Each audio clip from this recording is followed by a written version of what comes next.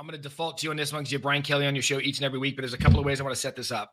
And I believe, here's what I believe with LSU. I believe that it is and should be one of the top 10 programs in the country year in and year out, no matter what. The past 3 coaches have won national championships. Nick Saban did so. Les Miles did so. Ed Orgeron did so. And in comes Brian Kelley. That's the 35,000 feet view, Paul. Where I think we might be having a little bit of a disconnect this year with what's actually going on in Baton Rouge. I think there was a lot of this preseason stuff with this team where Garrett Nussmeier comes back. There's a lot of momentum. Weeks is there held. Perkins is healthy. You're thinking Blake Baker, year 2, the defensive scheme, everything's going to figure out. But you look at the offensive line. There's true freshmen on the offensive line. They are inexperienced up front. Maybe, just maybe, they don't have a game stretcher like we're used to seeing. The year they had Malik Neighbors and Brian Thomas Jr. Maybe, just maybe, Paul, this year was a year that was always supposed to be like this, which in year 4, LSU fans don't want to hear because they're thinking Brian Kelley and his system, his recruiting should have taken root by now, but it didn't, and they got absolutely bludgeoned by Texas A&M, by their former strength coach. It was the story of the day in college football, and now there are screams and yells for Brian Kelley after their 49-25 loss. It is DEFCON 1 for Brian Kelley right now, Matt, and I say that as somebody who, you know how I feel about him. I talk to him every week before I talk to you on SportsCenter, and that doesn't matter though. Losing and getting blown out for the second time now. Remember last year in early November, it was Alabama. Now it's Texas A&M. You can't let that happen at home. It's inexcusable. It's not accepted. And I thought the worst comment of the day yesterday came from perhaps the most influential person in the state of Louisiana. That's the governor, Jeff Landry. He tweeted to the Board of Supervisors and to the state legislature, after watching this tonight, maybe it's not a good idea to raise ticket prices. You understand, Matt, how political that state is, and the Capitol is right down the street from Tiger Stadium. And that was a body blow to this tenure of Brian Kelley, because everything is intertwined down there. I don't know what is happening behind the scenes. I know what Brian Kelley said after the game, and quite frankly, it really doesn't matter. He handled it better than some of the meltdowns that he's had previously. But it's a bad look. There's no sugarcoating it. LSU fans are hopping mad. And now it's a matter of what Scott Woodward does. There was an interim president. There's currently 5 finalists to take over. So that's always a complication. But sometimes when the most important topic of the day is college football, everything else takes a back seat. And this will be a fascinating week. LSU's off this week, and then they go to Bama. Yeah, and all right. Year 1 of Brian Kelley, maybe I expect this, right? A roster that's really good, but it's not great. They lost a lot up front to the NFL. They don't have any real, like I said, guys that can stretch the field.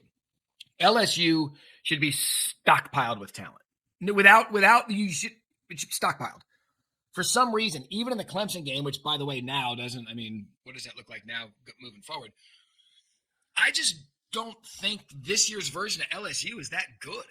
I mean, it's just as simple as that. And therein lies the problem. Year 4 of Brian Kelley, a coach who paid a lot of money, you would think he would have put together a team, a program, and a roster that's got NFL talent everywhere. And maybe it does, maybe it's young, but what do you see? I just don't think they're that good. Yeah, I mean, we thought they were, and Matt, I don't need to tell you. I mean, for all the dumb takes that I've had before the season, I mean, there are plenty of equally dumb ones about Garrett Nussmeier and LSU, because that's just where we are in college football. This, to me, is not quite as epic as Penn State or Clemson, because let's be honest, I mean, LSU is losing to good teams. They're not just losing to dog meat out there, but they still have at least two games that they could also lose. And it was, the narrative was playoff or bust for Brian Kelley. So I don't really know what happens now. I was there about 4 or 5 weeks ago, and the administration seemed to line, but that was a couple of losses ago. Yeah. And I think you just have to read the tea leaves on how hot the pressure gets. Can LSU afford $52 million? And the irony is that the team that beat them, that the guy that will be making the decision on Brian Kelley, Scott Woodward, was the one who brought Jimbo Fisher to Texas A&M in the first place. So he's well thought of, and he's hired a couple of national championship coaches in women's basketball and baseball. That's not going to matter.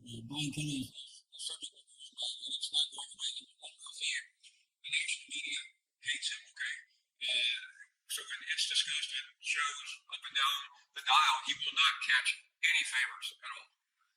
Okay, so there's the money aspect of it, and I'm glad you brought that up because we live in a day and age. It's buyout USA in college football. $50 million, you think, for a program like LSU, probably not a problem.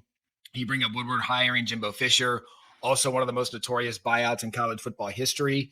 He likes to swing big. He likes to swing big money, and he likes to bring in a superstar coach. And in both instances, Jimbo at Texas A&M, and at least now Brian Kelly at LSU, does not appear to be working. So I don't mean this in the money sense of the buyout, but can LSU afford to keep him?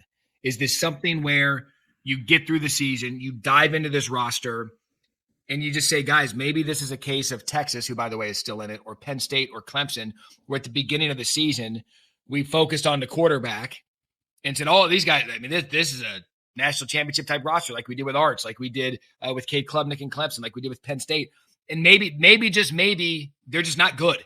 And maybe they're just above average, and that's just what this team is. But when you start pumping people in the preseason with all of these accolades, there's nowhere to go but failure if it doesn't live up to these preseason. Is that possible? Now, I've heard this a number of times in recent years when a program says, we can't afford to fire him, and then you respond by saying what you just did. Can you afford to keep him, though? And right now, I think there's more pressure on can you afford to keep him? I don't know how you can explain it away. And while last night seemed cataclysmic, he has another opportunity or two.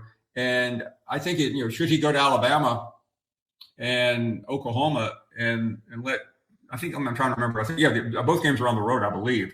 How do you explain away a 7-5 record when on Labor Day, Matt, a lot of people were saying on the network, I know I was sitting next to one, that LSU is the best team in the country. That was after the Clemson. So, I mean, that was the hard part to square. And Brian Kelly, he's from Boston. He's brusque for a lot of people in the South. He left Notre Dame by saying, I'm going to LSU to win a national championship, and Notre Dame played for a championship, and LSU hasn't come close. So those are, and then the thing that really gets him, and I think it's somewhat artificial, but it's a fact that the last three coaches at LSU have all won national championships. Nick Saban, fairly quickly, Les Miles, fairly quickly, and Orgeron, fairly quickly. The two of those three were fired. And so what do you do with Brian Kelly after 4 years? Yeah, and look, it is one of those jobs, we were just discussing it a minute ago, that you get the right coach, given the talent in the area and the history of it with those other coaches. I mean, I don't know that we're wrong in here saying Brian Kelly's probably a better coach than Les Miles and Ed Orgeron. No disrespect to those guys, but they won the national championship. This one's going to be interesting. Is it possible? Another is it possible out of me? Is it just not a good fit? Are we realizing that maybe the infamous family bit at the introductory hello, we're here at the basketball game, is it possible that was a peek under the hood of it just not being a good fit? Could be. Listen, this is my part of the world, Matt, and sometimes fit matters. Now, as soon as you say that, some would argue, well, hey, what about Nick Saban? But Nick Saban's the outlier. He'd already won a national championship. You could put Nick Saban in California or Maine or Texas or Colorado. It just doesn't matter. When you're that elite, where you come from makes no difference. Brian Kelly's a little bit different. And I think part of what is going against him now is that he just put everything in front of him. He moved all the chips to the table. And I mean, he left Notre Dame. I mean, the year he left Notre Dame, they were ranked number 5 in the country, I think, in the final poll. That's right. They almost got in, but he didn't care. He wanted out. So, and he had his problems at Notre Dame too. So, I mean, I think if you're Brian Kelly's agent right now, you're probably trying to figure out, is there somewhere I can go?